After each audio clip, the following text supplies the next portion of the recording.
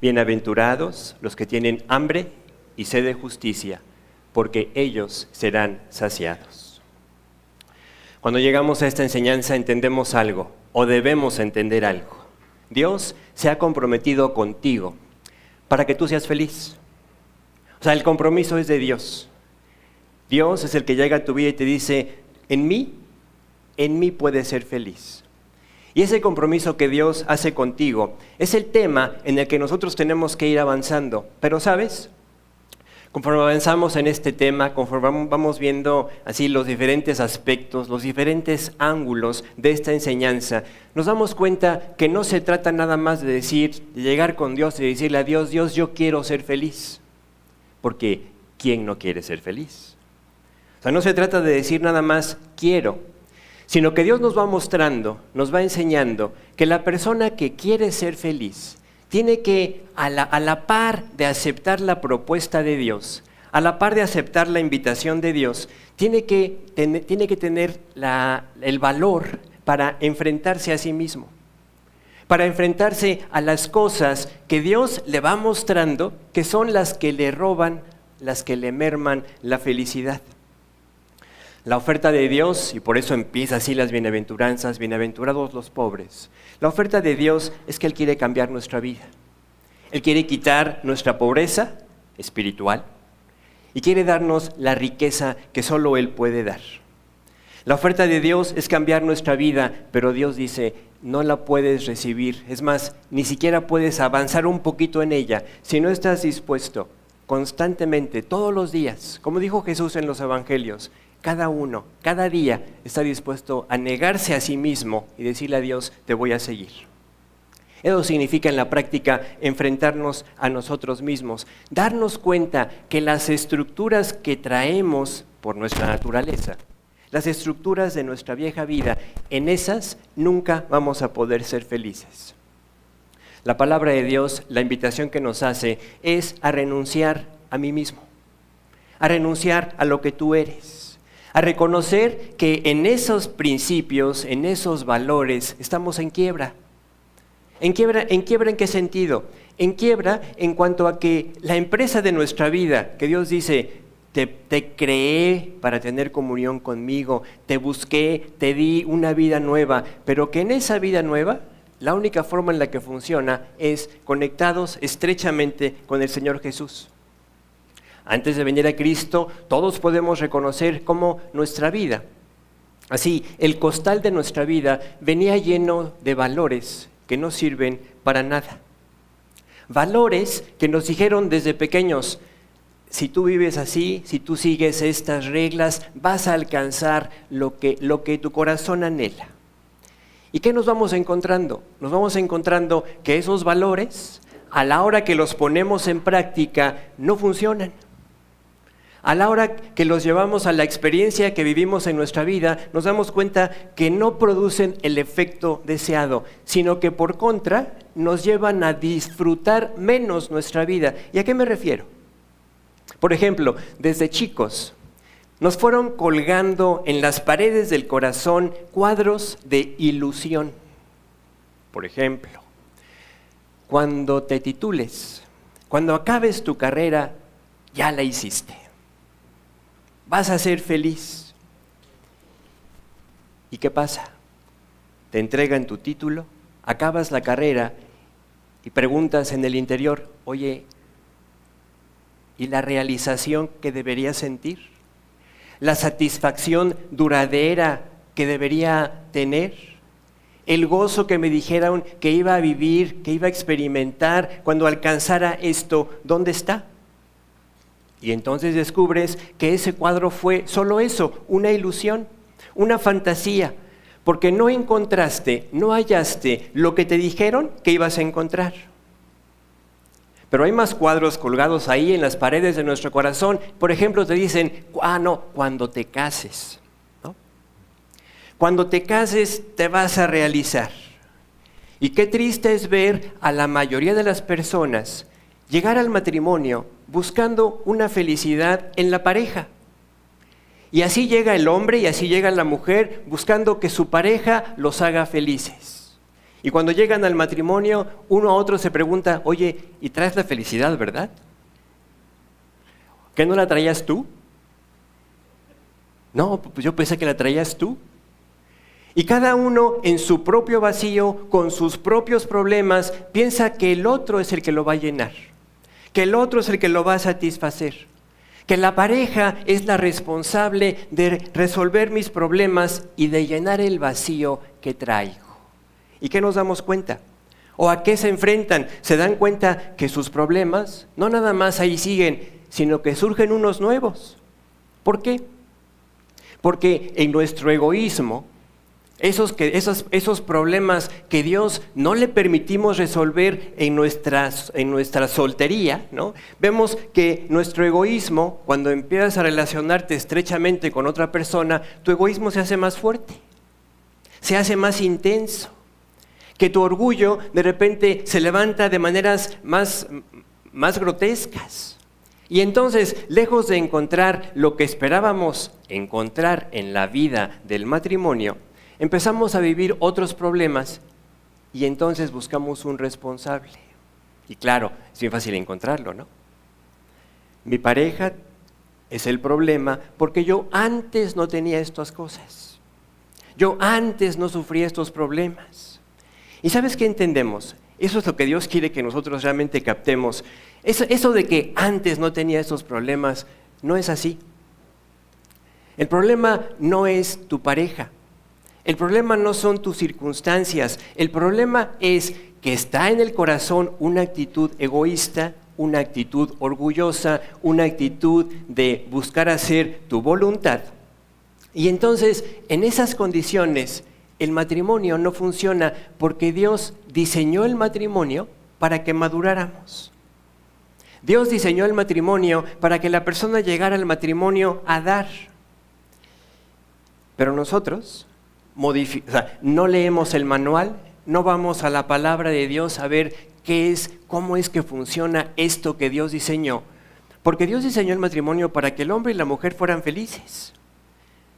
Pero vivido fuera de lo que Dios estableció, el matrimonio lejos, muy lejos de hacerte feliz, lo que va a hacer es crearte problemas. Pero es cuando entendemos que no es el matrimonio, que no es el logro, que no es el triunfo aquel o el logro aquel el que me va a satisfacer. Cuando Dios entonces va a presentarse, si se va a poner delante de ti y te dice, ¿ya te diste cuenta que eso no satisface? Y es donde cada uno va tomando o va teniendo la oportunidad de decir, Dios mío, tienes razón. En lo que yo alcance, en lo que yo logre, en lo que yo obtenga, no puedo llenar mi vida. Mi vida solo la puedes llenar tú. Y es cuando la persona se declara en quiebra en cuanto a lo que él o ella siempre intentaron para llenar su vida. Y es cuando entonces Dios dice, ahora sí te puedo llenar. Cuando llegamos vacíos de nosotros mismos. Pero ¿qué pasa? Llegamos a la vida cristiana. Dios empieza a llenar tu vida y empieza a decirnos cuál es el objetivo, cuál es la visión para nuestra vida, cuál es el trabajo que Él va a hacer. Y lo primero que Dios nos dice es, te voy a hacer cada día un poquito más parecido a Jesucristo. Y cuando nosotros escuchamos esto, pensamos que esto es imposible. ¿Sabes por qué?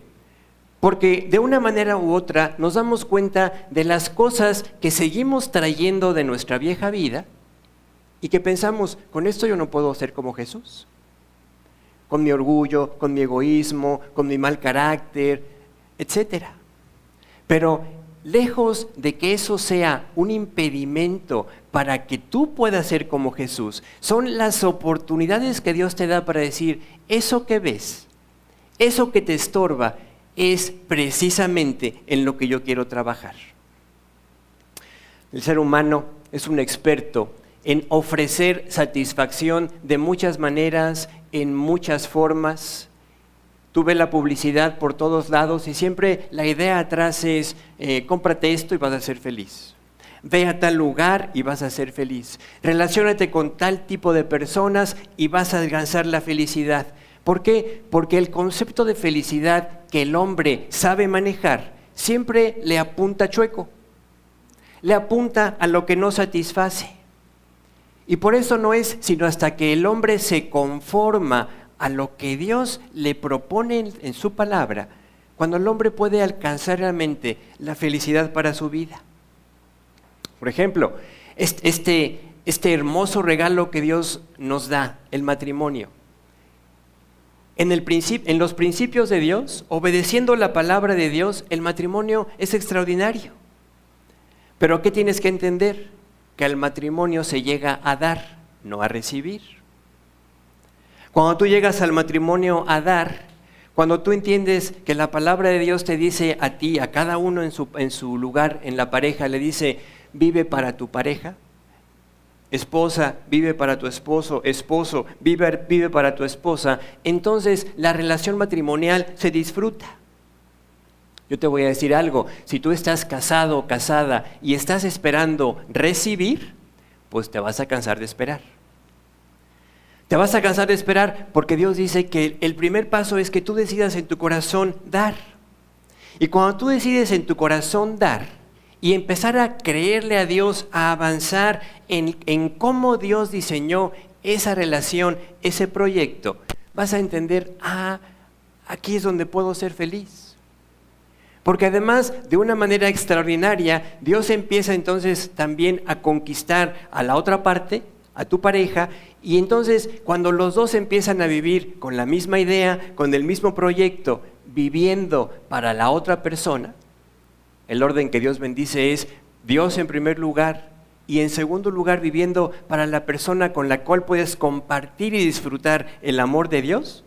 Entonces resulta que entiendes, así sí se puede disfrutar. Y encuentras para ti mismo lo que estabas buscando cuando tú te das. Solamente ahí se encuentra. Encuentras lo que verdaderamente satisface. Y cuando estas dos personas convergen en este objetivo de vida, convergen en esta idea, entonces reconocemos el principio de Dios para el matrimonio funciona. ¿Por qué no le funciona al hombre? Porque ha dejado a Dios fuera de su vida, fuera de su matrimonio. ¿Por qué hoy vemos tantos matrimonios que se deshacen? En Boca del Río leía esta semana una estadística de cada 100 matrimonios que se llevan a cabo, la mitad se divorcia. Así, en el corto plazo. O sea, esto es una tragedia que Dios siempre quiso evitarnos. Pero por eso la bienaventuranza, tienes que ser manso. Tienes que sujetarte, aceptar voluntariamente, sujetarte a la voluntad de Dios para tu vida. Bienaventurados los mansos, porque ellos van a heredar el proyecto de Dios. El pasaje le apunta inmediatamente a ellos heredarán la tierra, reinarán con Cristo. Pero todo esto solo se puede lograr si tú decides, yo quiero que la voluntad de Dios sea lo que yo haga, mi voluntad. Ahora llegamos a Mateo 5:6 y dice, bienaventurados los que tienen hambre y sed de justicia, porque ellos serán saciados. Cuando leemos justicia, podemos equivocadamente pensar que entonces tenemos que luchar por la justicia social, ¿no? Y entonces, Dios, voy a orar porque todos los agentes de tránsito sean honestos, ¿no? Que el gobierno dirija conforme a derecho, conforme a la ley, que todos los ciudadanos nos sujetemos a las leyes, ¿no? O sea, ya no voy a andar arriba de 60 en el bulevar, ¿no?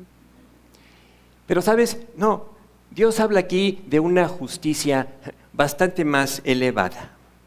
Dios quiere volvernos a llevar al terreno que vale la pena. Dios dice, cuando te convertiste, Dios te dio una nueva vida y unos nuevos valores.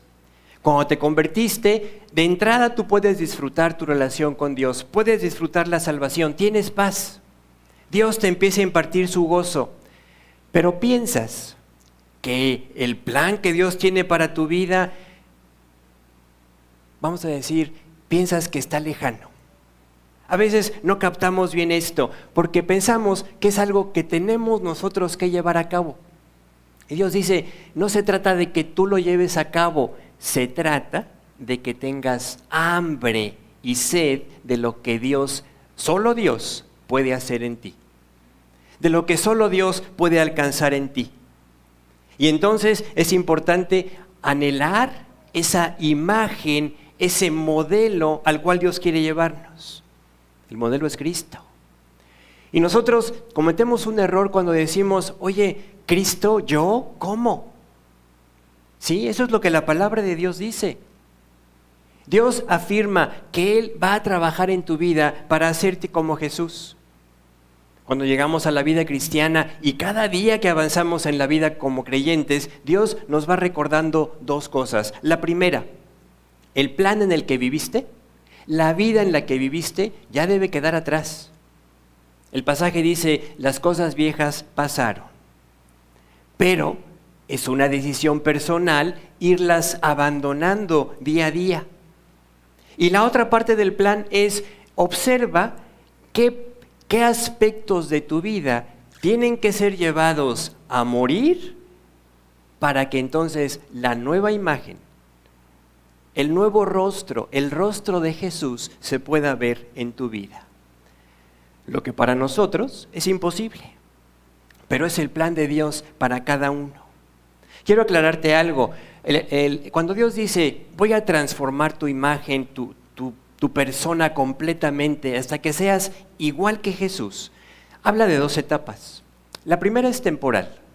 O sea, desde que te conviertes, Dios empieza a hacer el trabajo. Por eso Pablo le escribe a Timoteo y dice, estoy convencido de esto, que el que comenzó la obra la va a terminar. O sea, Dios inicia una obra en tu corazón y Él la va a continuar hasta que estemos igualitos que Jesús. Pero eso significa que en este tiempo Él tiene que tener la autorización de ir siguiendo trabajando, siguiendo obrando. Cuando lleguemos a la presencia de Dios, la transformación va a ser completa. Pero qué triste sería que nosotros nos esperáramos hasta llegar a la presencia de Dios para disfrutar las victorias, el cambio en nuestra vida. Hay un pasaje donde Jesús le dice a los discípulos, pronuncia estas palabras y dice, hay algunos de los que están aquí que no gustarán la muerte hasta que vean el reino de Dios viniendo con poder.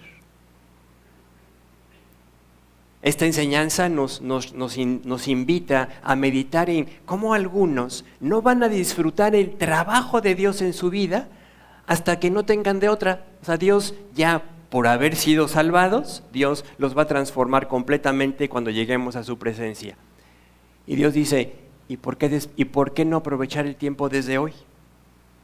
¿Por qué no desde hoy decirle a Dios, Dios, yo quiero empezar a vivir en tus valores? Eso es tener hambre y tener sed de la justicia de Dios, de la perfección de Dios. Porque Dios piensa completamente diferente a nosotros. Por ejemplo, en los evangelios, Jesús le dice a los que lo escuchaban, si tu enemigo te pide ir con él 1 milla, ve con él 2. ¿Y qué dice nuestra naturaleza? ¿Qué? ¿Que ayude al enemigo? Mira, al enemigo ni a la esquina. Es más, al enemigo ni lo volteo a ver, ni lo saludo. Entonces, si queremos vivir en nuestros principios, no podemos pedirle a Dios y no podemos esperar de Dios su felicidad, su gozo, su paz, su presencia. Pero si yo estoy dispuesto a decirle a Dios, ok Dios, te voy a creer. Voy a empezar a tratar a mi enemigo como tú lo tratas. ¿Y qué dice la palabra? Dice, Dios hace salir su sol sobre justos e injustos, sobre malos y buenos.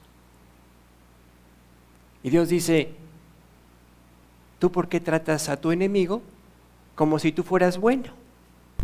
Fíjate, lo interesante aquí es que es una propuesta de Dios para que nosotros podamos ser transformados por Él. No pide que tú lo hagas, pide que le autorices a que te vaya transformando a su imagen. Pero ahí es donde uno tiene que tener el valor, la honestidad, para decirle a Dios, sí es cierto, Dios, ya me dejaste ver este aspecto, este otro, aquel de allá, donde si yo no te lo entrego, si tú no lo cambias, yo no voy a salir adelante. El viernes fuimos a Córdoba al estudio. Fue un día lluvioso, tanto de ida allá y de regreso. Pero te quiero compartir algo. Cuando ya veníamos de regreso del estudio, estaba lloviendo, mi esposa se sube al auto y en cuanto toca el asiento del pasajero, me dice, amor, está empapado. De alguna forma se le mete el agua a la camioneta y resulta que el asiento estaba bastante mojado. De hecho, en un momento durante el viaje, mi esposa tuvo que quitarse ya la blusa que llevaba y ponerse una chamarra impermeable porque ya se había mojado completamente arriba. Llegamos a la casa, se le secó lo que se pudo con una toalla. Dejamos las ventanas abiertas para que se empezara a ventilar y a secar un poco más. Te puedo decir que ayer ya estaba casi seco y seguramente hoy ya está seco.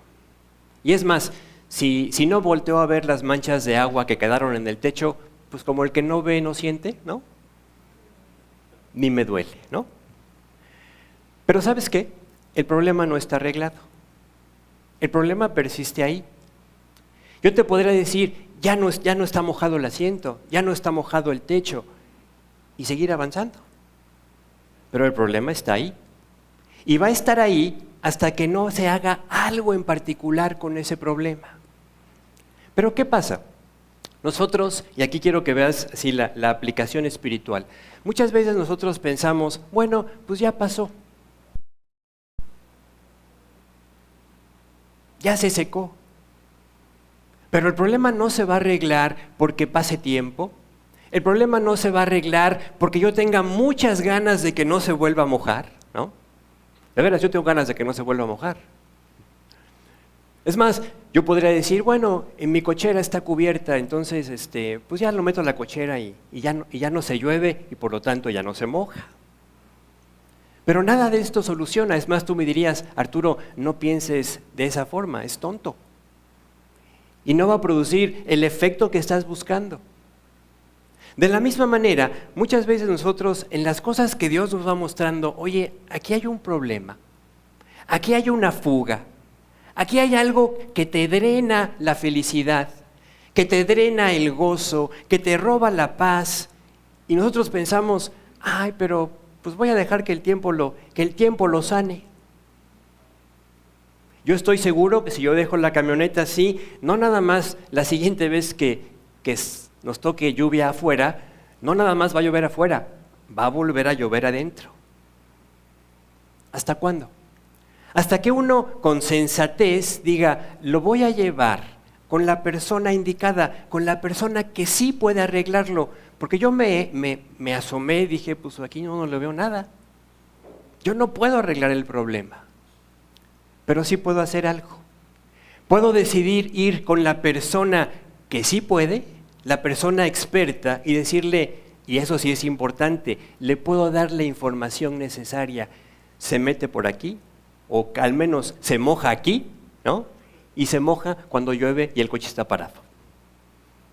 Con esa información, el que sabe tendrá que arreglarlo. Pero yo no puedo llegar, por ejemplo, con Dios y decirle, Dios, por favor, ya no permitas que llueva en mi vida, porque me mojo. ¿Y a poco no a veces somos así? Dios, ya no quiero circunstancias de prueba en mi vida, porque no las paso. No, Dios no quiere que hagamos esto. Dios quiere que lleguemos con Él y digamos, Dios, por aquí es donde siento que se me escurre la vida, que se me escurre el gozo, que se me va la felicidad, porque enfrento esta circunstancia y yo no puedo.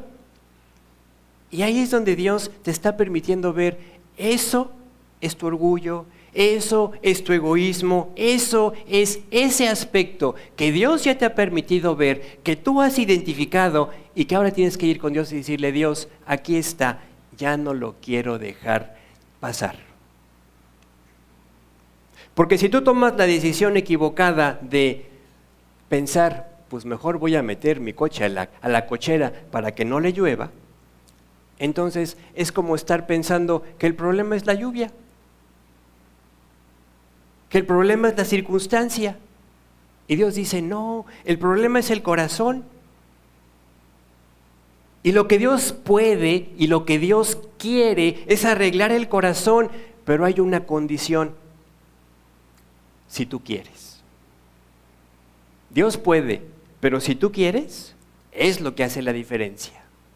Si no quiero, pues yo no voy a ir con Dios, yo no voy a ir con el experto, y vamos a seguir entonces enfrentando la nueva circunstancia, enfrentando la nueva tormenta, la nueva lluvia en nuestra vida, y seguirás viendo sorprendido o sorprendida que tu vida se vuelve a mojar. ¿Qué es lo que quiere Dios? Cuando nos dice, bienaventurados los que tienen hambre y sed de justicia, es que tú le digas a Dios, Dios, yo quiero que tú me produzcas, que tú produzcas en mí esa hambre, ese deseo de ser saciado del sabor de la victoria, del sabor de verte a ti trabajar en mi vida. Pero esto Dios lo hace a través de la enseñanza, pero aún así la enseñanza la pone delante de nosotros como un plato que Dios te sirve, espiritual, y cada uno decide si lo quiero probar, lo quiero comer, o lo vas a dejar ahí. ¿Cuántas veces a mí me pasó, o lo he hecho, ¿no? Tengo hambre, pero ya traemos una idea, ¿no? Tengo hambre de esto. Y te presentan otra cosa, no, eso no se me antoja. ¿A poco no somos así? Y Dios sabe qué es lo que tienes como necesidad, y cuando te presenta la respuesta a tu necesidad, no, Dios, yo tengo hambre de otra cosa. A mí se me antojan los tacos, ¿no? Aunque Dios sabe que necesitas en ese momento otra cosa.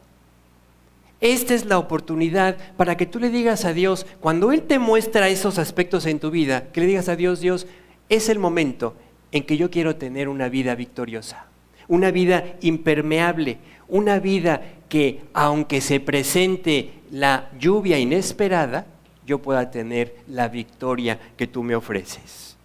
Eso es en la práctica la justicia a la que Dios nos invita, nos propone que avancemos, porque en esa justicia vamos a ser felices.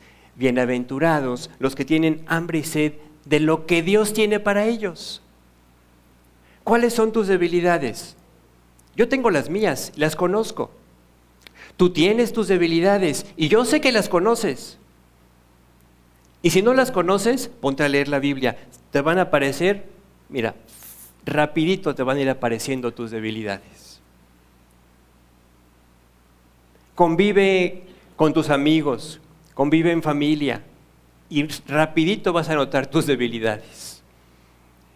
Entonces, esas debilidades, esos aspectos son los que Dios quiere que tú le digas, porque solo tú puedes autorizarle. Dios, quiero tener hambre y sed de tu justicia, de tu perfección en mi vida. Y qué hermoso es cuando Dios satisface ese apetito en tu vida y entonces surge un nuevo apetito. ¿Por qué?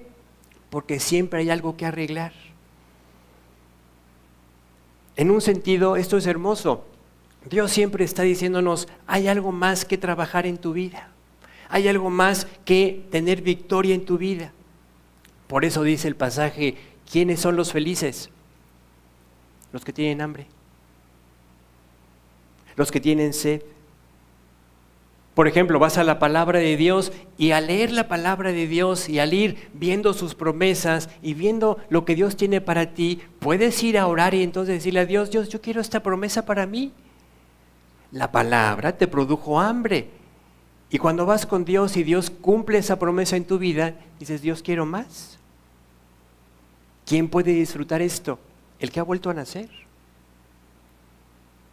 Volver a nacer es extraordinario, pero no significa que llega un punto en el cual dejamos de avanzar. No, siempre tenemos que seguir avanzando. Cada enseñanza, a lo mejor tú dices, es que esto ya lo había escuchado. A lo mejor ya lo habías escuchado, pero ¿ya lo has probado? ¿Ya te has saciado de esa enseñanza?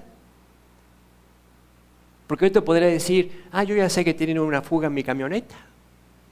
Pero hasta que no avanzo hacia la respuesta, hacia la solución, se queda como una enseñanza que he escuchado, pero que no he alcanzado el objetivo de Dios atrás de la enseñanza.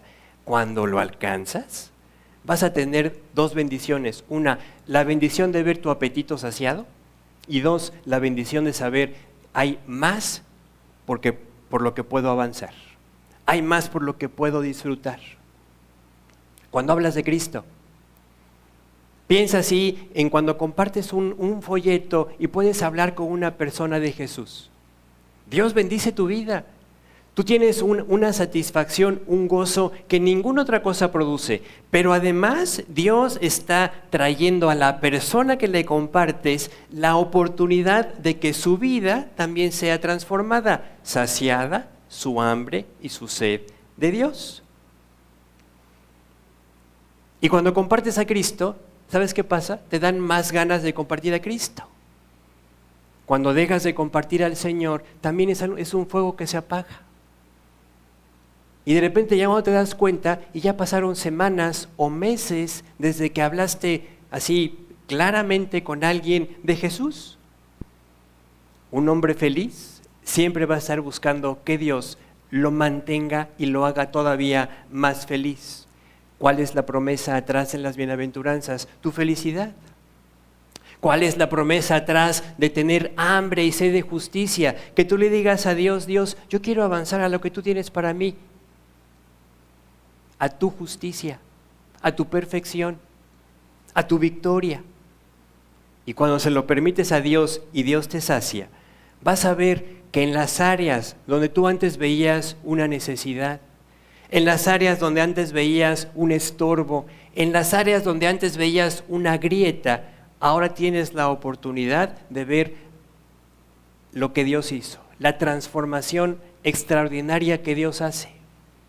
Dios trabaja en nuestra vida de tal forma que donde estaba la fractura, ahora queda el trabajo de Dios, donde Él produjo una verdadera joya en nuestra vida.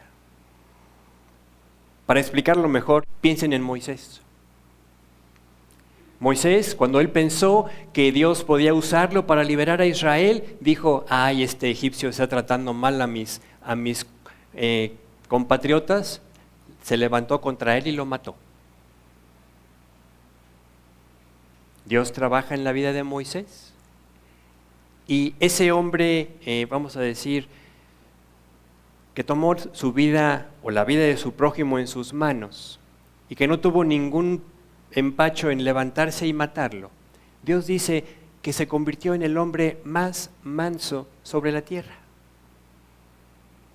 Una vida rota, un aspecto roto, práctico, transformado por Dios en algo completamente diferente, algo que solo Dios podía hacer. Yo te invito a que tú ubiques así las áreas de tu vida, en las cuales tú has visto derrota, en las cuales has visto la fuga, en las cuales has visto lo que te impide avanzar a lo que Dios tiene para ti, y le digas a Dios, Dios, ya no más. Pero lo tienes que hacer tú. Yo que más quisiera que pudiera orar así, Dios, aquí venimos 1, 2, 3 por mí, todos mis compañeros, y que todos dejemos aquí en tu presencia las cosas que nos estorban, las cosas que nos roban, las cosas que nos impiden avanzar en la felicidad para la cual tú nos diseñaste. Pero con todo mi amor y con todo mi deseo y con todo mi ánimo, esa oración Dios no la puede escuchar.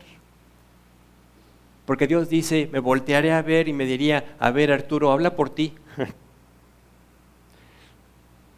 Y buscaría la sinceridad en mi corazón respecto a mí, pero yo no puedo hacerlo por ti. Puedo orar para que Dios te lo muestre, puedo orar para que Dios te lo haga claro, pero al final el paso lo tienes que dar tú.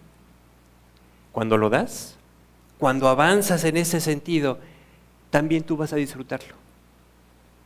La victoria es para ti. Bienaventurados los que tienen hambre y sed de justicia, porque en ellos Dios puede cumplir sus promesas.